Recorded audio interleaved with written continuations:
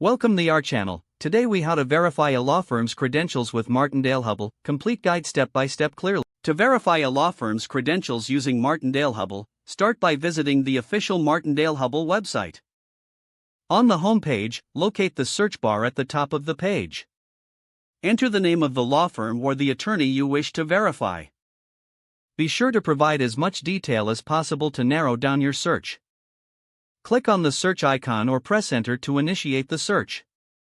Review the search results displayed on the page. Select the appropriate law firm or attorney from the list to view their profile. On the profile page, examine the firm's or attorney's credentials. Look for information such as their education, areas of practice, and years of experience.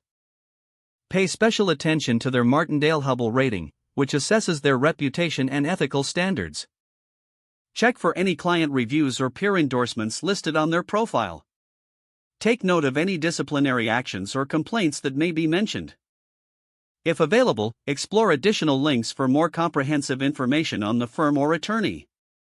Consider reaching out to the firm directly if you have specific questions regarding their services or expertise. Lastly, confirm that the information is up to date, as credentials may change over time. This process will ensure you have a clear understanding of the law firm's qualifications and reputation. If the page does not load, refresh the browser or try again in a private or incognito window. Make sure you are using the correct email address, then retype it carefully to avoid small typos. If your password is not accepted, use the reset option and create a new strong password you can remember. Check your spam folder for verification or security emails, then complete any requested confirmation steps.